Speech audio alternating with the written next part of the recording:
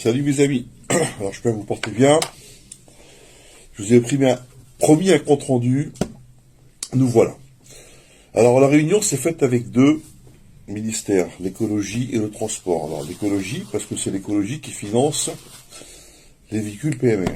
Et le transport, parce que la décision vient du transport, grosso modo, pour créer les 1000 PMR. Alors pourquoi, comment, je vous explique ça rapidement. Merci à Fatih, à Milan, Olivier, d'être venu à cette réunion, d'avoir participé et fait comprendre absolument aux deux ministères qu'il faut absolument que les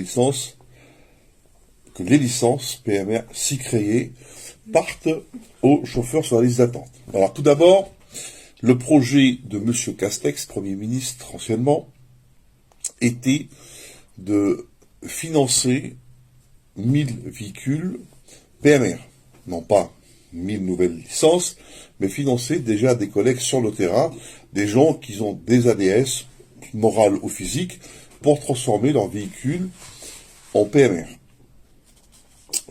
Ça a été voté au mois de mai l'année dernière.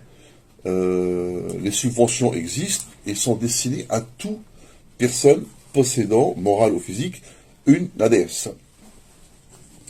Le souci, c'est qu'aucune information n'a fuité. Les canaux représentatifs, on va les appeler comme ça, n'ont donné aucune information dessus, donc c'est resté comme lettre morte. Donc la préfecture n'a reçu aucun dossier pour transformer, changer son véhicule, parce qu'il y a déjà des collègues qui ont des véhicules au gasoil qui veulent passer au propre. Donc il y avait cette lettre-là qui peut toujours être allouée. On vous mettra des liens dans nos salons. Et personne n'est au courant. Donc zéro dossier. Alors, grosse alerte entre l'écologie et le transport. Pourquoi nous n'avons pas reçu de dossier? Qu'est-ce qu'on fait? Donc, ils ont fait appel aux partenaires professionnels, donc à ceux qui représentent la profession du côté taxi. Ces partenaires-là font de la philanthropie, c'est pas des bons samaritaines, donc transporter des personnes, on va dire lambda ou des personnes au fauteuil roulant, comment dire, pour eux, c'est une manne d'argent, qu'on le veuille ou qu'on le veuille pas. Donc effectivement, quand on proposait 1000 PMR, c'est très alléchant. 1000 PMR, c'est grosso modo 40 millions d'euros de chiffre d'affaires à l'année. Et comme c'est des licences valables 5 ans renouvelables, ça fait 200 millions d'euros. Ils ont dit ok, on est preneur, vu que les taxis n'en veulent pas. Par contre, il faut déroger à la loi qui existe, parce que Thévenoud nous interdit, la loi Thévenoud, je précise, de toucher des licences, toucher des licences directement créées par la préfecture. Un rapport a été fait, un projet de loi a été fait, alors comblé de mensonges, je dirais ça. Alors on a pris, bien sûr, une étude qui a été faite en 2014 sur le nombre de personnes au fauteuil roulant. On a discrédité le chauffeur en expliquant que le locataire ne peut pas se payer ce qu'on appelle un véhicule PMR, c'était exorbitant pour lui, alors qu'un locataire qui est locataire chez eux depuis 10-13 ans, il a au moins versé 1 million d'euros de location, donc je crois qu'on peut se payer avec l'aide de l'État un véhicule PMR.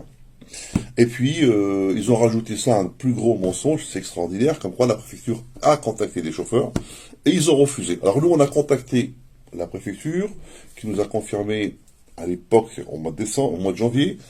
Pour l'instant, il n'y a rien qui a été lancé, personne n'a été contacté.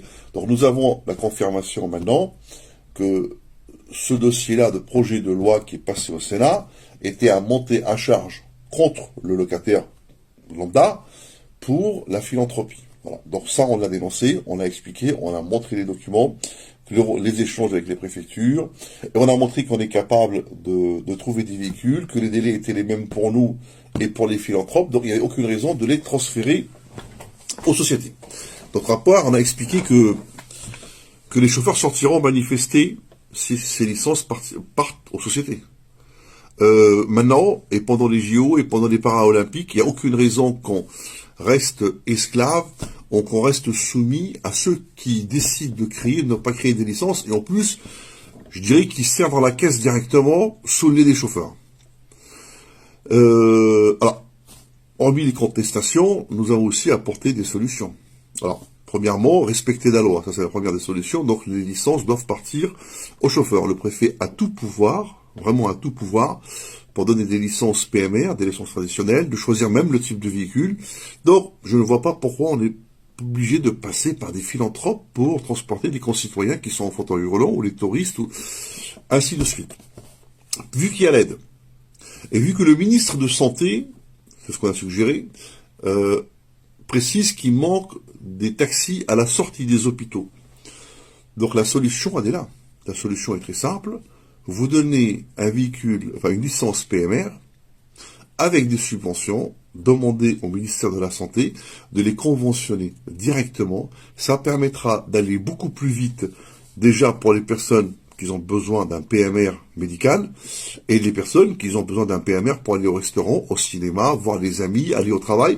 Donc la solution est très simple, il suffit de se mettre d'accord sur un protocole de distribution qui est rapide, et surtout passer par la liste d'attente, et ne pas confier ça à la philanthropie, parce que à part ramasser de l'argent et rendre des gens, des familles malheureuses pendant des années, ça ne changera pas grand-chose. D'ailleurs, le ministre de la Santé a adressé un courrier aux fédérations nationales, on leur expliqueront qu'il y a une pénurie de taxis à la sortie des hôpitaux, qui leur demandait un petit peu une solution, et monsieur le ministre, comme disait Albert Einstein, il faut jamais demander à ceux qui ont créé le problème de le régler, ça ne se réglera jamais.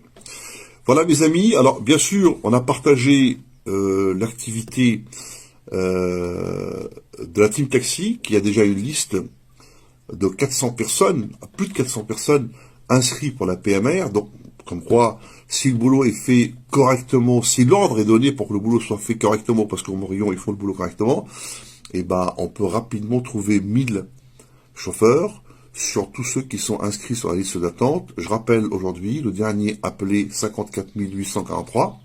Alors, de 54 844 à 80 000, je crois qu'il y a assez de chauffeurs pour prendre ces 1000 licences. Voilà, à bon entendeur, les informations vont retomber ainsi à la suite. S'il faut manifester, ben on sortira manifester.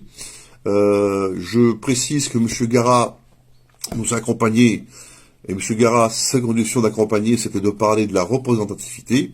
Je le rejoins à 100%. Effectivement, on ne peut pas être représenté officiellement par des gens désignés. Donc la représentation, c'est les élections, c'est la démocratie, même dans les syndicats, il y a une démocratie. Le taxi est un citoyen français. Le taxi, c'est pas une colonie pour laquelle on désigne des représentants. Voilà, c'est ça. Donc 100% avec M. Gara. Bonne journée à tous, j'espère que j'étais assez explicatif. Alors bien sûr, on va vous mettre des liens pour ceux qui souhaitent s'équiper d'un véhicule PMR, qui ont déjà des licences. On vous mettra des liens dans notre salon et dans l'autre salon. Donc ils sont déjà d'ailleurs, vous pouvez les trouver. Je vous souhaite à tous une bonne journée, bon après-midi. Je reste toujours à votre disposition pour les questions-réponses sur les salons. Ne vous inquiétez pas. Bonne journée à vous, c'était Pascal du Syndicat Lutte.